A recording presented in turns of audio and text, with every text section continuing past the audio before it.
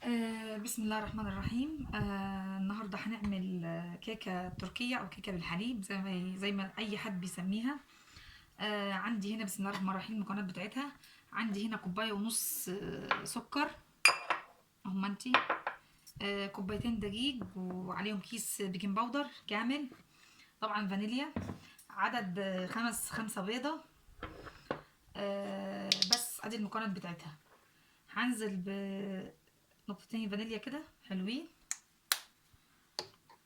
معلقة خل. بسم الله. هبتدي بقى ايه اشغل المضرب. هضرب كده الم البيض كده مع بعضه شويه وبعد كده هنزل ايه السكر تدريجيا شويه بشويه. بسم الله.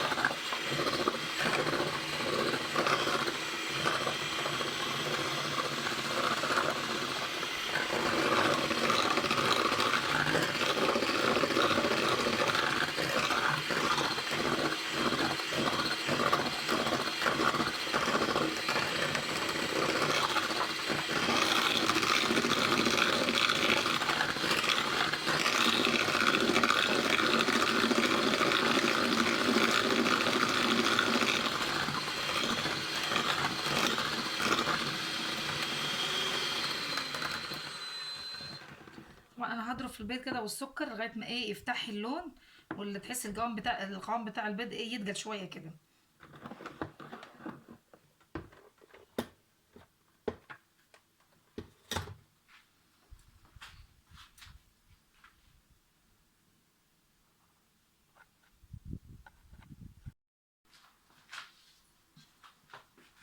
طبعا انا هنا اهو ضربت البيض والسكر اهو. بسم الله ما شاء الله ادي القوام بتاعه اهو.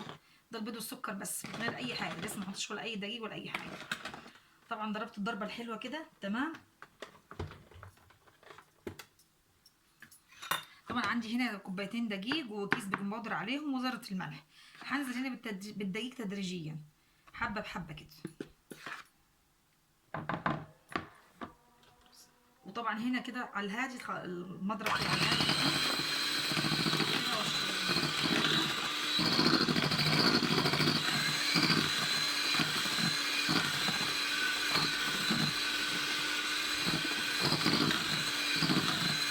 حبة بحبة.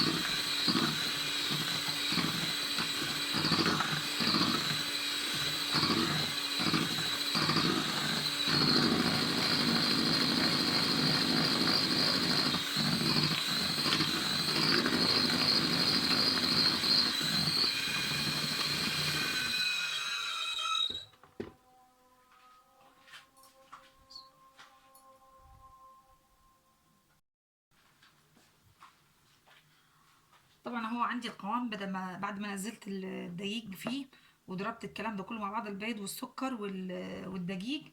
عندي هنا صينيه ده ناحيه سمنه بلدي ومعفرها شويه دقيق. وهنزل كده بالخليط ده على الصينيه. شفت القوام بتاعه اهو.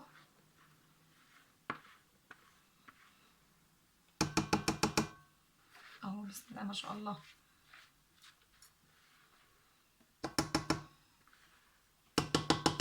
طبعا هنا عندي في الفتره دي انا كنت مسخنه الفرن.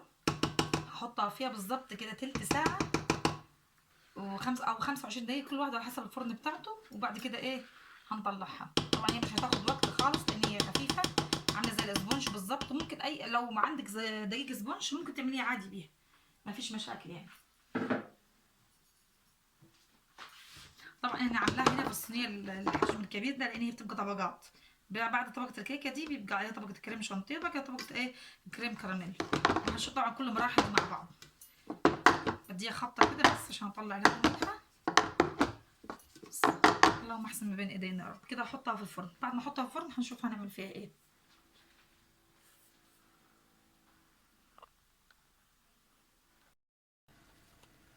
طبعا انا عندي هنا بالظبط كوبايه وربع، حطيتها في صينيه المونيا عشان بس ايه اشوف اللون بتاع السكر ما يتحركش مني، ده هيتكرمل. كوبايه وربع سكر. بعد ما يتكرمل السكر هحط له كوبايه ميه عليها معلقه نشا، وبعد كده هنزل بربع كوبايه لبن او كوبايه ميه تانية. لو انت عندك لبن وافري وزياده يعني، الربع التاني بدل ما تحطيه ميه حطيه لبن، هيعزز الطعم وهيدي طعم حلو كده خالص. ادي هو السكر ابتدى يتكرمل معايا. انا في المرحله دي هوطي الفرن، هوطي العين خالص خالص خالص، ده هخليها زي الشمعه. طبعا اهو في المرحله دي انا معايا السكر كده خلاص اتكرمل اهو، بسم الله ما شاء الله.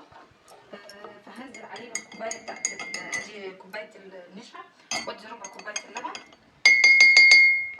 هنزل عليه طبعا على طول، بس عشان بصور بايدي بس. دي كوبايه الميه اللي فيها معلقه النشا.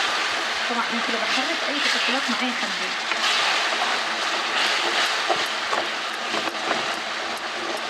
هنزل عليها بعد كده بربع كوبايه اللبن، هدوب الكلام ده كله كده مع بعض. وبعد كده ايه هنزل عليه معلقه الزبده. طبعا الزبده مع اللبن هيديكي طعم زي العسل. هو بيتكتل كده وبعد كده يفوق من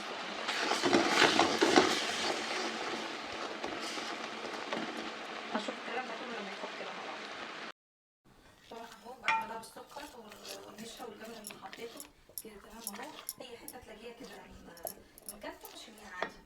عندي هنا معلقه زبده كده اهو، معلقه زبده اهو محترمه حلوه كده. دوبه كده،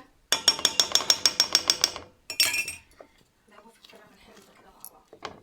ريحه وطعم وقوام وبسم الله ما شاء الله، حاجه زي العسل. اللهم احسن ما بين ايدينا. طبعا الكيكه دي مش عارفه بيقولوا كيكه تركيه ولا كيكه بالحليب ولا، انا بسميها كيكه بالكراميل. بتاكلوا حته كيكه احسن من اي طرق ومن اي جاتوهات، بسم الله ما شاء الله. وحاجات موجوده في البيت ومش مكلفه، وعندك في البيت كل حاجه عندك في البيت.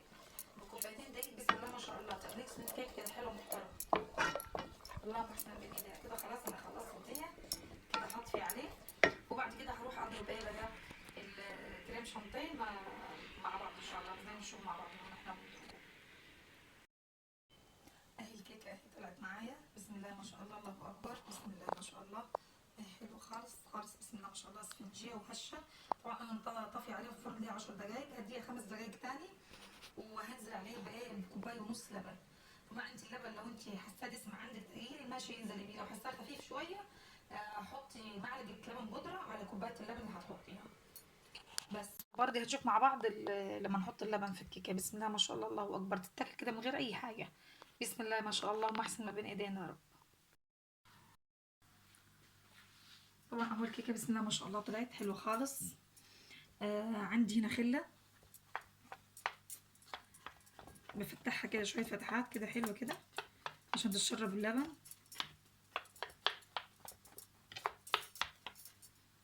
عندي هنا اهو بسم الله ما شاء الله كوبايه لبن حلوه دسمه كده.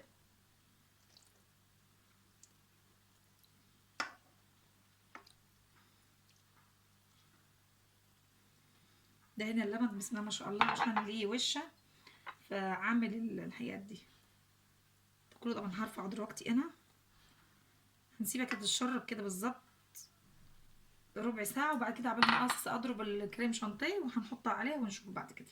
طبعا ده كله كده هشيله هرفعه.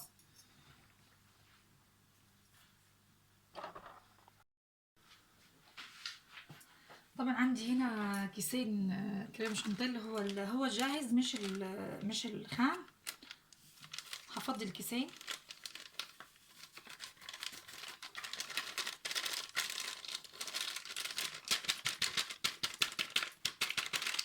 طبعا ده يبقى فيه سكر، مش هتحطي له سكر ولا تحطي له اي حاجه.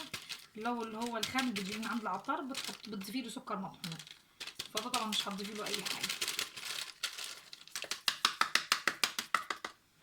عندي هنا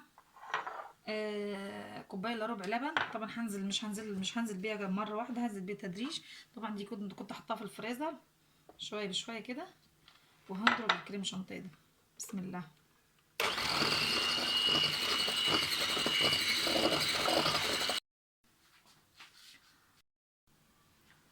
طبعا اهو عندي الكريم شانتيه بسم الله ما شاء الله اهو، اديت له بالظبط ربع ساعه كده في التلاجة. وعندي الكيكه اهي بسم الله ما شاء الله بعد ما اتشربت. هفرش كده ارضيه على الكيكه بالكريم شانتيه كله هيساوى ده كده. طبعا عندي هنا سويت الكريم شانتيه على الكيكه. فعندي هنا اللي هو الكريم كراميل، هنزل كده عليه.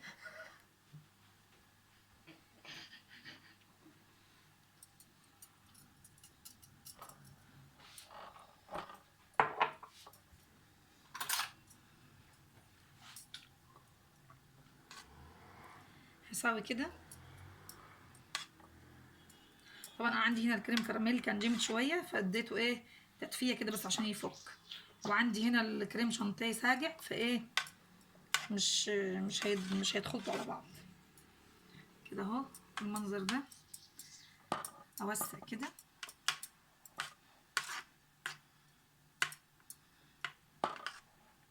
حاجه بسم الله ما شاء الله تاكلوها عسل عسل عسل. وكل المكونات في البيت مش هتجيبي حاجه من بره خالص.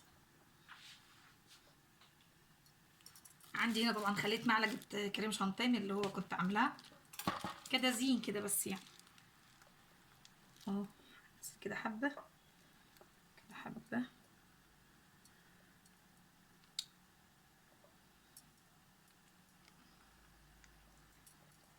وطعمها خطير خطير خطير خطير خالص بصراحه. يعني لو عندك مناسبة أو ضيف جالك أو حاجة أو ضيوف جايالك لو عملتيها أحسن من أي جاتو. وطعمها بصراحة تحفة.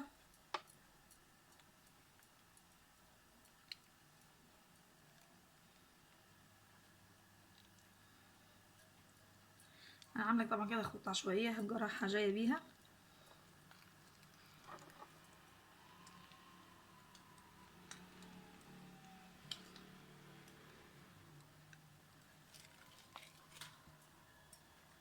عندي الخلة اهي.